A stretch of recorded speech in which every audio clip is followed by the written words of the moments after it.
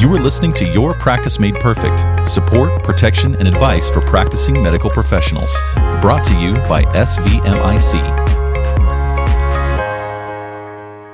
Hello, everyone, and welcome to this episode of Your Practice Made Perfect. My name is Jay Baugh, and I will be your host today.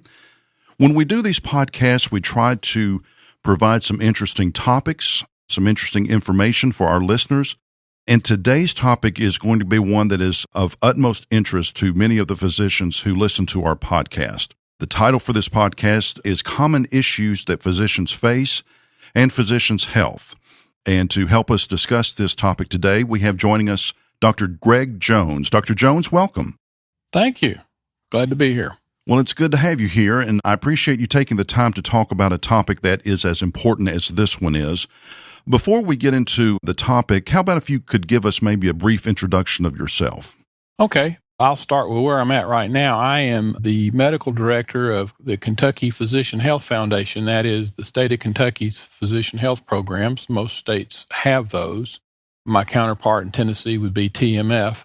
We work with the Board of Licensure and with all licensed physicians in the state of Kentucky whenever there's a question or concern about well-being or physician health.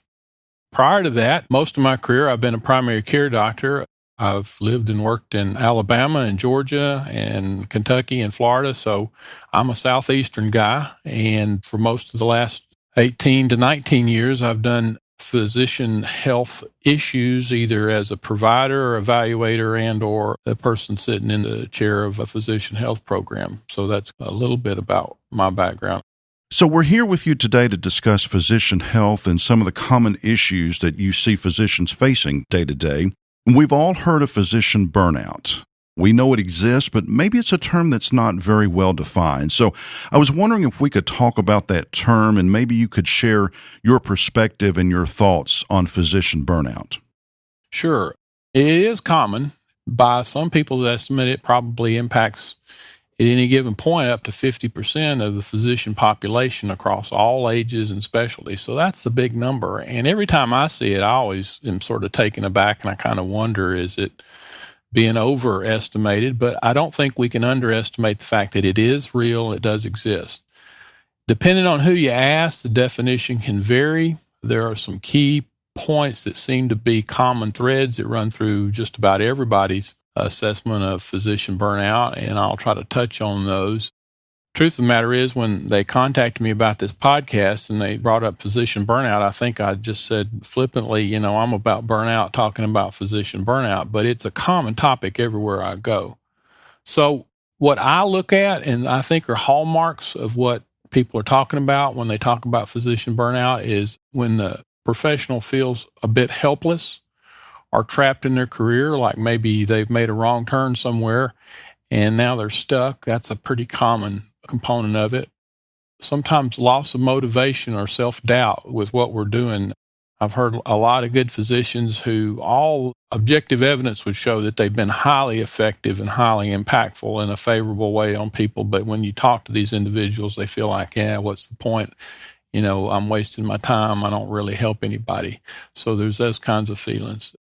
The next part is the part where I usually get called is when physicians begin to be cynical and have a negative outlook about their profession and the work they do to the point that it starts rubbing other people the wrong way, and that's usually when I get a call. But there's a lot of low satisfaction with the work that they do, feeling overworked with things that they're not good at. And I know I'll be preaching to the choir, to a lot of the listeners. I can't tell you how many times I've sat and been told by somebody, well, this is not why I went to medical school. And I agree with that, but it is where we're at. One of the other hallmarks of what physician burnout is to me is that outside activities, whether they're home or recreational or something along those lines, those kind of activities in these physicians is so impacted, have sort of lost their interest or their enjoyment for them. So when I see that kind of constellation of things, people feel tired, they feel disconnected from professional enjoyment, they feel, I won't say low self-esteem, but a low level of accomplishment and kind of a give-up attitude, what's the use? The system's grinding me down. That's what I look at as burnout. Well, it's surprising to hear you say some studies show that somewhere around 50% of physicians experience burnout. I think most people would be surprised by that statistic, and maybe even some physicians would be surprised by that. And so I think it's good for the physicians who are listening to this podcast to know that they're not alone, that there are a lot of other physicians who are experiencing something very similar to what they're experiencing when it comes to physician burnout. Yeah, and that number, I didn't just pull that out of a hat before we did this. I pulled up some reputable sites and looked at some of their statistics. It's a nice round number, obviously. There's actually some studies that show higher percentages than 50%, some that show a little below, but taken en masse, I think 50% is a pretty reasonable thing. I'll tell you something that's also embedded in one of the surveys I saw, which I thought was very telling. And it was a little over 50% of physicians, when asked, would you recommend to your own children that they follow in your footsteps in this career? A little over half said no. Wow, that is very surprising. Well, it's not to me. I think if I had kids that were looking at something, I'd talk to them real serious before they decided this. So I'd have to count myself in that number. But it is kind of a raw data point that tells you a lot, I think. I think you're absolutely right. That one statistic alone says a whole lot about where we are when it comes to physician burnout. One of the big factors in maintaining a healthy lifestyle is self-care. And I'm wondering how this affects physicians and what you see in regard to the topic of self-care. I tell physicians all the time in my office that they are excellent at looking out for everybody else's well-being but their own. And I think that's a pretty ubiquitous characteristic for most physicians. We're great at knowing what other people need to do and even being able to implement very effective plans for other people's well-being, and yet we regularly disregard all of that good behavior and information for ourselves because we think, well, with my information and knowledge and training, I ought to be above that and I'll be able to tough it out. We're human beings. So one of the things I tell physicians about maintaining a healthy lifestyle, you need to focus on the good things. A perfect example, most physicians would agree with this, I think.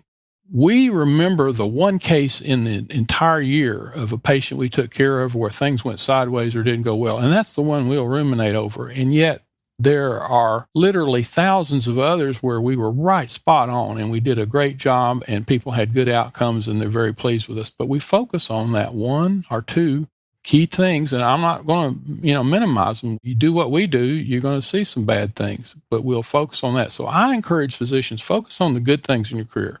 Take time to see what you're doing each day. I like to break things down into short increments. One of the worst things you can do for your well-being is to look at the big picture in the long run. You need to look at the snippet right in front of you, what's going on right now, and what difference are you making in your patients' lives or your family's life right now today. I encourage people to avoid groupthink, what I call doctor's lounge conversations.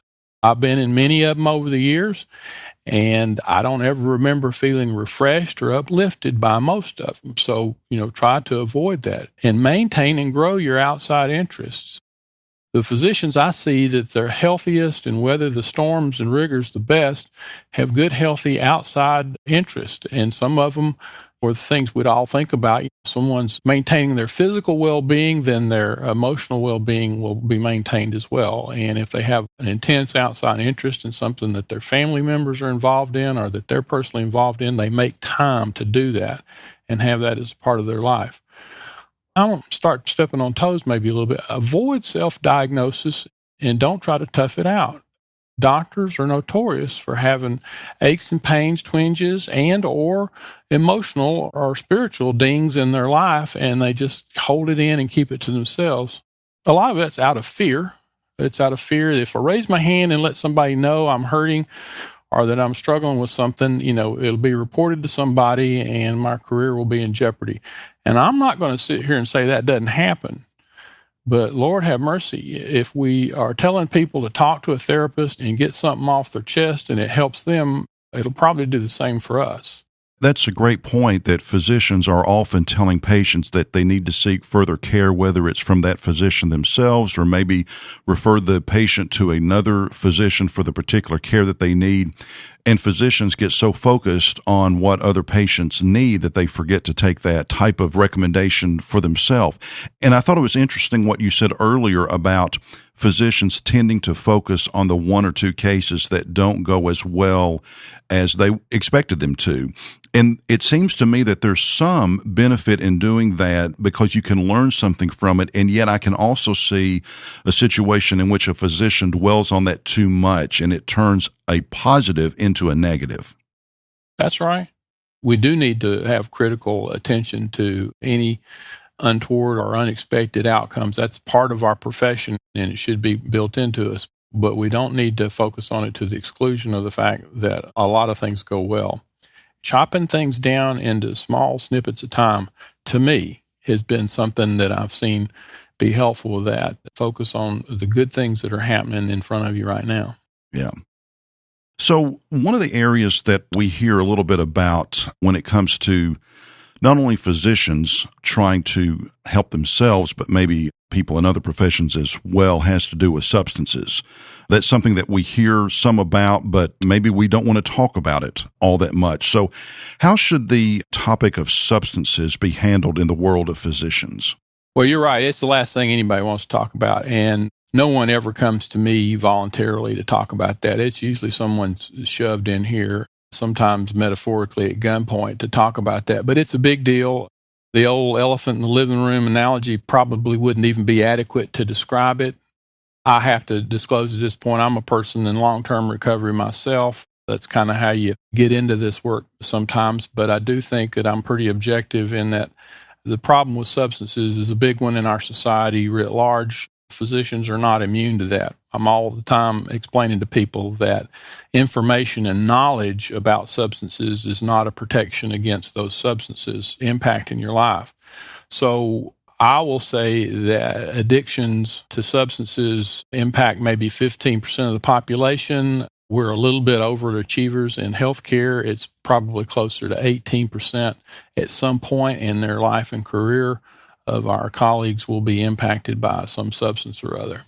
And it may be surprising. It may already be something that everybody knows. Alcohol is number one with a bullet. It's always the most commonly misused or abused substance in healthcare professionals. I think everybody assumes because of availability and access, it will be something a little more exotic or a prescription. And we do overrepresent relative to the general population there a little bit, but alcohol is always the big deal. So I talk a lot about that. I'm asked to speak to medical staffs throughout our state, as you can well imagine. And if I leave and don't talk about alcohol, I hadn't done my job.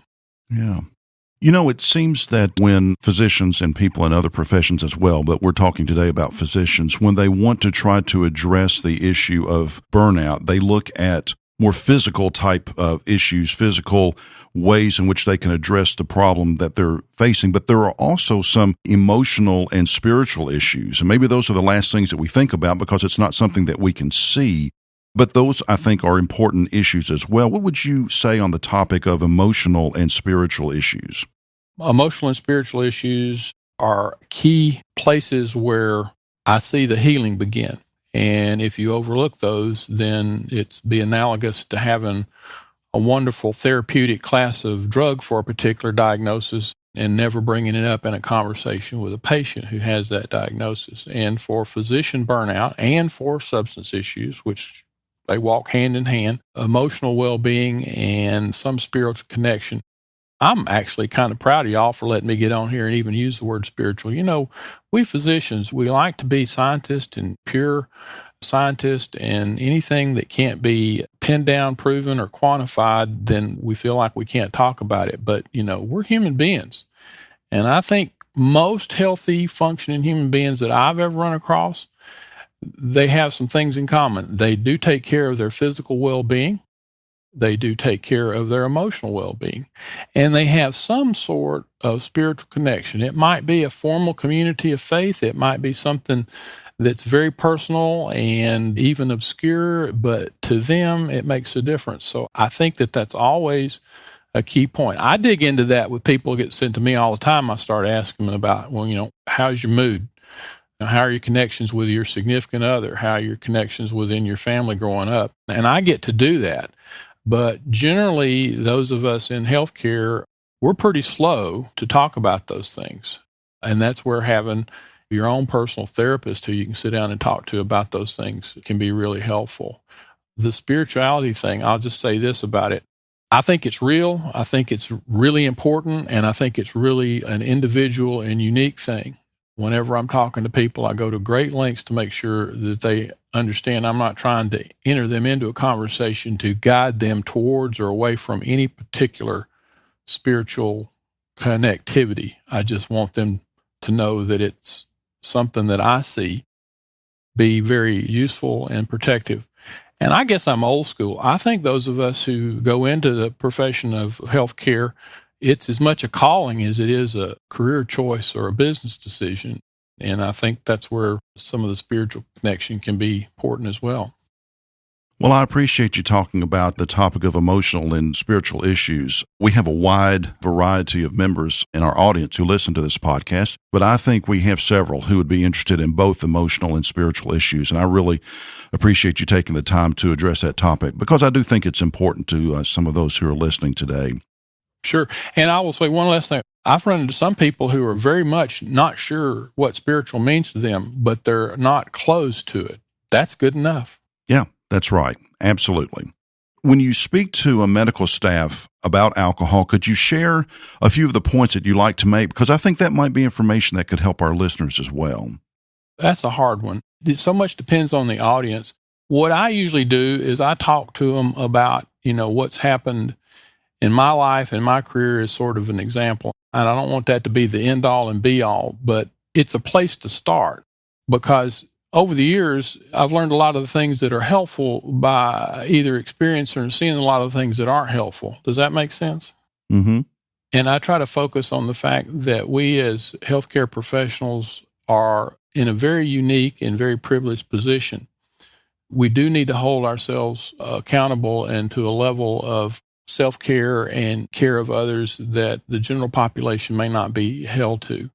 I like for people to be happy with what they do. I think if people are happy with what they're doing and the way they're doing it, then they're going to do it better. Well, I do think that makes a big difference. When you talk to people who really don't enjoy what they're doing and they have to do it day after day after day, that just makes life very difficult for those people. And so if you can get someone to a point in which they really enjoy what they're doing, it just exponentially makes so much difference in their life.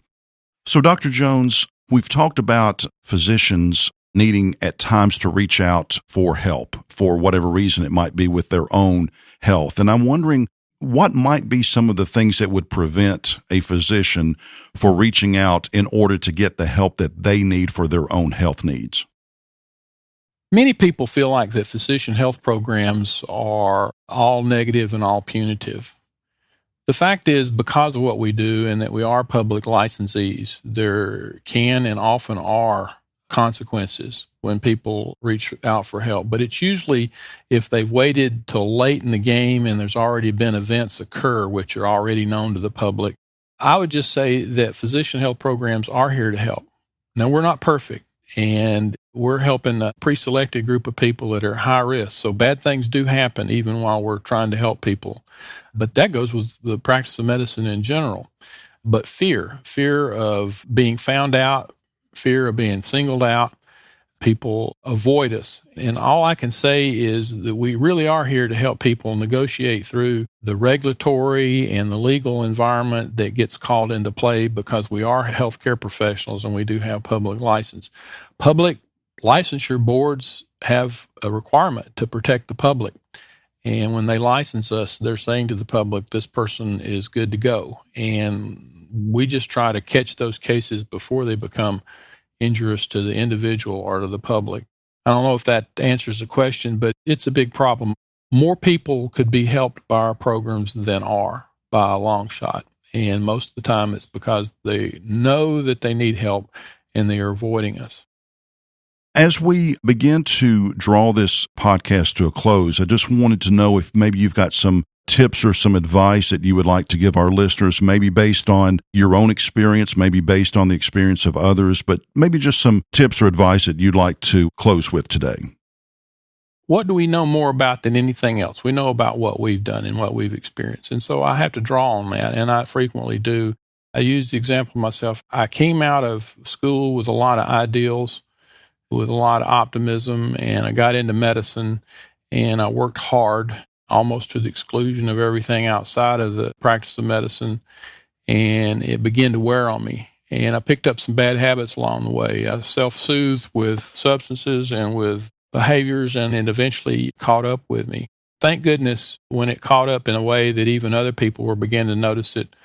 There were people who do what I do now who sat me down and said, this has got to stop if you're going to continue this profession, and here's some people that can help you. And then we're going to watch and make sure that you take advantage of that help. And that's been my life story. And from that day forward, I've never felt nearly as jaded or burnout about what I get to do. Being a physician is a great privilege, I think. It's not a right, it's a privilege. A lot of people entrust us with a great deal, and we owe it to them and to ourselves to be our best and most authentic selves when we do that. Recovery from bad events is frequently the beginning of a lot of strength in a lot of people's lives. It's not unusual at all for me to run across people and say, I didn't have the problem you had, Dr. Jones, but I went through this with my family member and a protracted illness and became stronger in these ways, and I think I practice medicine better as a result of that. And I hear those stories all the time. So draw on the things that challenge us and that we work through in a healthy way, and be willing to share that and be authentic with patients when we're caring for them. I think that goes a long way in making us more effective and impactful to people. Everybody knows that we're human and that we have weaknesses. If you point that out to people right off the bat, then they don't have to point it out for you, and it becomes a lot more favorable interaction, I think. Well, Dr. Jones, I want to thank you for taking the time today to talk about a topic that's as important as physician health and physician burnout. And I also want to thank you for all of the work that you're doing in trying to help physicians in your community to come to a healthier way of being able to practice medicine, being able to address issues that they themselves are facing so that they can provide better care for their patients. Thank you very much, Dr. Jones. You're welcome. Thank you. Appreciate it. Thank you for listening to this episode of Your Practice Made Perfect with your host, Jay Baugh.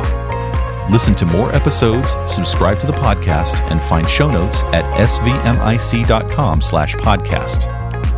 The contents of this podcast are intended for informational purposes only and do not constitute legal advice. Policyholders are urged to consult with their personal attorney for legal advice, as specific legal requirements may vary from state to state and change over time.